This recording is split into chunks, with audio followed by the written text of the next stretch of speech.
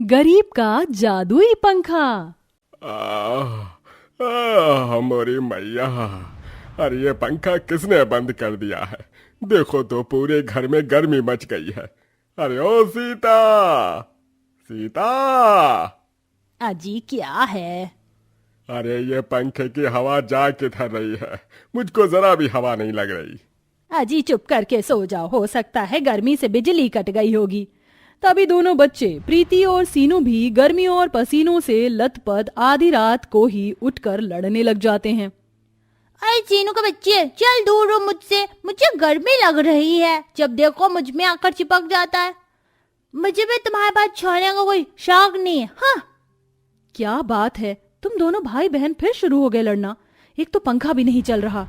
बहू उठकर खिड़की ही खोल दे, कम से कम थोड़ी बहुत हवा तो आएगी। जब बिजली आएगी तो अपने आप पंखा भी चलने लगेगा। गर्मी का मौसम है, लाइट तो कटती रहती है। अनीता जैसे ही खिड़की खोलने के लिए उठती है तो देखती है कि बाहर जगमग रोशनी है। सबके घरों में रोशनी है, हमारे घर की लाइट थोड़ी ना कट जाएगी। ये सोचकर वह बल्ब जलाती है।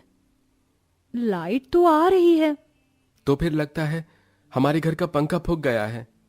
ये सुनकर पूरा का पूरा गरीब परिवार दुखी हो जाता है, क्योंकि एक गरीब परिवार में सामान का खराब होना जितना आसान होता है, नया खरीदना उतना ही मुश्किल होता है। भयंकर गर्मी के मौसम में उस गरीब परिवार के राहत का सहारा छत से लटका वह इकलौता पंखा ही था। सब जैसे तैसे उस गर्मी में ही सोने की कोशिश करते हैं। माँ ठंडी ठंडी हवाएं करो ना, मुझे ऐसे नींद नहीं आती। अच्छा ठीक है, करती हूँ। अनीता जब थक जाना तो मुझे बता देना, मैं कर दूंगा फिर पंखा। नहीं जी, आप सो जाइए, आप दिन भर के थके हैं और आपको कल काम पर भी जाना है। मुझे तो घर में ही रहना है। बेचारी गरीब बहू परिवार को पंखा करने में अपनी नींद वार देती है। आधी रात के उस वक्त में हर तरफ सन्नाटा ही सन्नाटा छाया था। जहां आस पड़ोस के लोगों ने अपने घरों में इम्पोर्टेड एसी लगवा रखी थी। गरीबी में बस उस पूरे इलाके में एक रामदास का परिवार ही बच गया था। अगली सुबह, अरे सुजीत बेटा, इस पंखे को खोल कर देख तो ले, इसमें क्या खराबी आई है, और इसे ठीक भी कर दे, वरना कल की तरह आज भी हमारा सोना मुहाल हो जाएगा। अच्छा देखता हूँ माँ। सुजीत पंखे को छत से उतारता है। पंखा काफी सालों का पुराना हो जाने के चलते उसकी पंखुड़ियों को जंग खा चुका था। हे भगवान, इस पंखे की पंखुड़ियां तो एकदम पतली चादर हो गई हैं। तभी तो इस पंखे की हवा एकदम धीमी हो गई थी। अनीता जरा एक कपड़ा तो देना, इस पंखे को साफ कर देता हूँ और इसमें थोड़ा तेल डाल दूंगा तो ये पंखा चालू हो जाएगा शायद। लेकिन पंखा साफ करते हुए सुजीत से उसकी पंखुड़ियां टूट जाती हैं।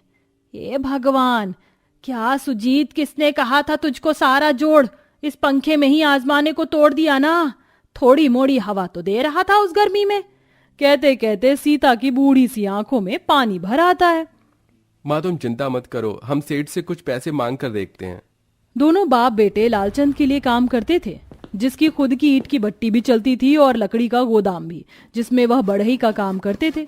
दोनों भयंकर गर्मी में लकड़ी काटकर गोदाम में आते थे। ये लो सेठ, लकड़ी ले आए हम। बस? अरे इतनी सी लकड़ी लाए हो तुम? क्या करूं सेठ, अब मेरे बूढ़े शरीर में पहले जितनी ताकत नहीं रह गई कि ज्यादा लकड़ी ला सकूं। अरे चलो चलो, अब ज्यादा बातों के चौधरी मत बनो। आज बेड बनाने का ऑर्डर आया है, जाके बनाओ। दोनों बेड बनाने लगते हैं। गर्मी उन गरीबों की हालत खराब कर रही थी। ऐसे में कंजूस मालिक सारे पंखे भी बंद कर देता है। ये मालिक लोग कितने कंजूस होते हैं, बस एसी में बैठकर हुक्म जताते हैं और गरीबों के लिए एक पंखा भी बंद कर देते हैं। अरे जाने दे बेटा, इन अमीरों की बस की थोड़ी है हम जैसे गरीबों की तरह गर्मी में खून पसीना बहाना। कुछ घंटों में शाम ढल जाती है। सेठ, हमने बेड बनाकर पूरा कर लिया। चलो बढ़िया है, ये लो तुम दोनों के 100 रुपए 100 रुपए। ये क्या दे रहे हो सेठ? लकड़ी का पलंग बनाने की लागत तो 500 रुपए है कम से कम भी। अच्छा, तू बड़ा आया महारथी 500 लेने वाला है? ये सुनकर सुजीत की आंखें रोने सी हो गईं। अच्छा ठीक है, नहीं देना तो मत दो, लेकिन सेठ मेरे घर का पंखा एकदम खराब हो गया है और तुम तो गर्मियों का हाल देख रहे हो। मुझे 1,500-2 हजार एडवांस चाहिए, पंखा खरीदना है। यहाँ एडवांस का कोई चक्कर नहीं बबुआ, चलो जाओ जयराम जी की। दोनों मायूस चेहरा लेकर घर चले आए, जहां सबके चेहरे पसीनों में तर थे।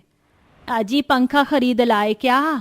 नहीं सीता, उस मक्कार सेठ ने एक पाई नहीं दी हमको, और 1,500-2,000 से नीचे का तो पंखा ही नहीं है। अब यहाँ तो हम गरीब माँ बाप बेटे तुम सबका पेट ही भरवा सकते या ये पंखा ला सकते हैं। बेचारे उन गरीबों के घर में एक तरफ बेतहाशा गर्मी थी तो दूसरी तरफ घनघोर गरीबी मुंह बाए खड़ी थी। सब दिल उदास किए रूखा सूखा खाते हैं। इसी तरह सिलसिला जारी था। हाय हाय, आज तो शाम में भी घर में ऐसा लग रहा है मैं जल जाऊंगी। बहू, आज बिस्तर बाहर ही लगा दे।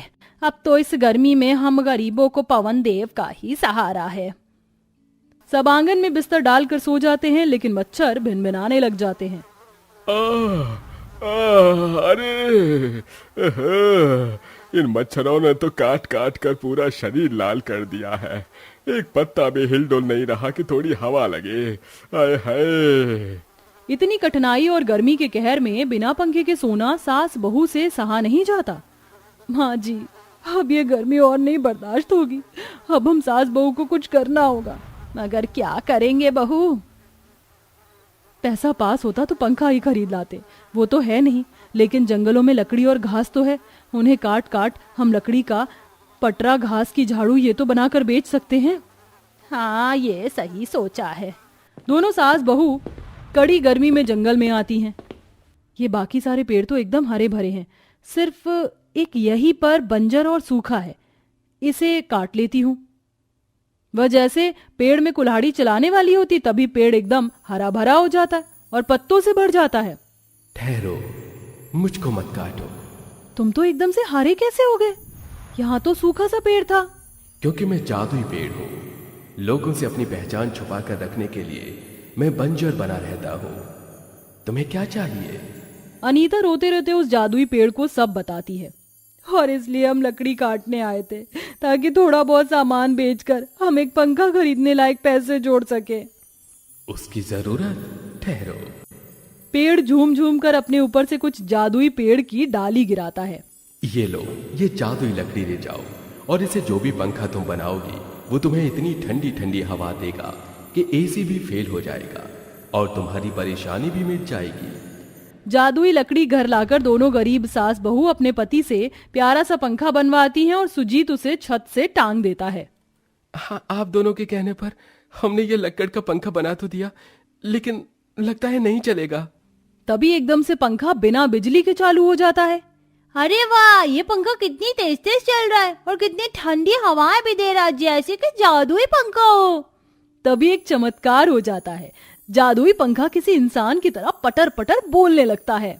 प्यारी समझ गई, मैं एक जादुई पंखा ही हूँ। अरे बाप रे, ये तो सचमुच का जादुई पंखा है।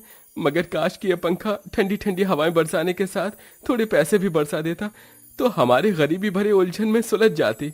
तभी एकदम से पंखा गोल गोल चक्कर काटते हुए चमचमाने लगता है और अपने में से नोट ही नोट झरझर कर गिराने लगता है। ये लो, और अब दूर कर लो अपनी हर मुश्किल। इतने पैसे देखकर रामदास रोते हुए कहता है, अरे लोग ऐसे ही पंखे को मशीन कहकर बदनाम करते हैं, जबकि यह जादुई पंखा इंसानों से ज्यादा हम गरीबों की भावनाओं को समझता है। सीता, क्योंकि एक वक्त में सामान तो फिर भी काम आता है, लेकिन बुरे वक्त में इंसान नहीं आता। सही कहा, किसी को और कुछ चाहिए मुझसे?